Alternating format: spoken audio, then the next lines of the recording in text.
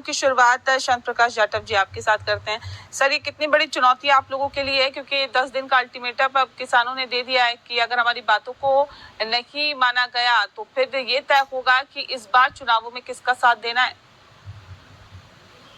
देखिए, हम इस वक्त में जो हरियाणा का चुनाव है उसमें बेहतर से बेहतर प्रत्याशी जो है उसको चुनने के लिए तैयारी कर रहे हैं और सर्वे के आधार पर जो बेहतर से बेहतर प्रत्याशी निकल कर के आएगा उसको टिकट देंगे।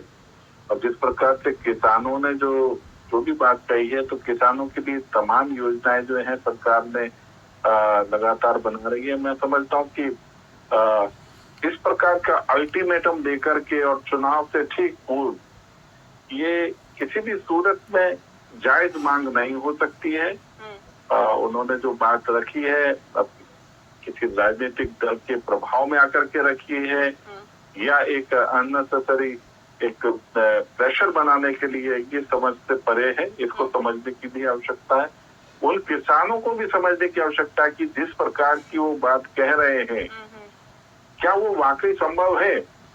और अगर सरकार ने जितना बजट भी आया, तमाम योजनाएं भी सरकार के द्वारा तय की गई हैं, अब तक उन्होंने किसानों ने इस प्रकार की मांग क्यों नहीं रखी। ठीक ऐन वक्त पर जो मांग रखी जा रही है वो मुझे नहीं लगता कि जो है वो किसानों के हित के लिए है। किसानों के हित के लिए हमारी सरकार राजेंद्र जी हमारे साथ जुड़ा हुआ है। राजेंद्र जी जो है किसान नेता है। राजेंद्र, एक जो हालात फिलहाल कांग्रेस में बने हुए हैं उसके कितना फायदा भारतीय जनता पार्टी को मिलेगा? बताया भी जा रहा है कि टिकट बंटवारे को लेकर भी घमासान मचा हुआ दिखाई दे रहा है। गुटबाजी जो है कांग्रेस की चरम पर है। ये गुटबाजी क्या भारतीय जनता पार्टी के लिए फायदेमंद हो सकती है, या जो काम किया उसके आधार पर जनता के बीच जा रहे हैं?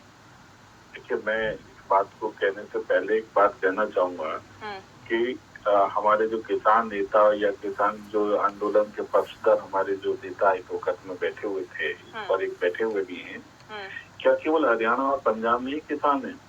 कर्नाटक में किसान नहीं है, तेलंगाना में किसान नहीं है? वहाँ पे आपने एमएसपी क्यों नहीं लागू की? आप स्टेट में वहाँ पर सरकार में हैं, आप वहाँ लागू कर सकते हैं ना। आप हिमाचल प्रदेश में भी लागू कर सकते हैं। हिमाचल प्रदेश की स्थिति कांग्रेस ने वो कर दी है कि 2 महीने से वहाँ के कर्मचारियों को तनख्वाह तक नहीं मिली है। जो कह रहे थे ना खटाखट पैसा मिल जाएगा, खटाखट हम पैसा देंगे, आज स्थिति ये है कि 2 महीने से वहाँ के लोगों को तनख्वाह नहीं है। वो ओल्ड पेंशन स्कीम लागू करना चाह रहे थे और पैसा देने के लिए, तनख्वाह देने के लिए नहीं। तो ये अपने आप में एक बहुत ज्यादा गंभीर विषय है। कांग्रेस जिस तरीके से लोगों को बहकाने का काम कर रही है और जिस तरीके से बहका करके लोगों का वोट हासिल करने का इनके जो हमेशा षड्यंत्र रहते हैं, ये अपने आप में बहुत ज्यादा दुर्भाग्यपूर्ण है। जनता को गुमराह करना बंद करें। और रही बात अभी यहाँ के चुनाव की, जो हरियाणा में चुनाव है, तो हम हरियाणा का जो चुनाव है वो डेवलपमेंट के आधार पर चुनाव में जा रहे हैं, क्योंकि हमने पूरे देश में डेवलपमेंट किया है। हमारी नीति साफ है। कोई भी काम, किसी भी प्रकार की योजना, वो किसी का जाति, धर्म या पार्टी देख करके नहीं, उसकी जरूरत देख करके उसको दी जाएगी। 13 करोड़ किसानों को आज हम किसान निधि दे रहे हैं। ये काम छोटा नहीं है। आज 80 करोड़ लोगों को हम जो है ना मुफ्त अनाज दे रहे हैं। ये काम छोटा नहीं है, ये बहुत बड़े काम है। दुनिया इन कामों को मान रही है। आप केवल ये बात कह करके कि अरे आप एक आज भारतीय जनता पार्टी मोदी सरकार के नेतृत्व में जिस तरीके से किसानों को किसान केवल जो है ना गेहूं और चावल ना पैदा करे, गन्ना पैदा ना करे, बल्कि अपनी खेती को और रचनात्मक तरीके से दलहन और तिलहन की तरफ लाए, दाल पैदा करे और तेल की जो है फसलें वो करे। क्योंकि आज हमें इन सब चीजों के लिए दूसरे मुल्कों पर निर्भर होना पड़ रहा है। तो आज मोदी जी ने इन सारी फसलों के ऊपर एमएसपी में 50% तक का जो इजाफा किया है, 100% खरीद की वायदा किया है। अगर आप दाल पैदा करते हैं, आप जो है ना तिलहन पैदा करते हैं, 100% जो है ना सरकार खरीदेगी।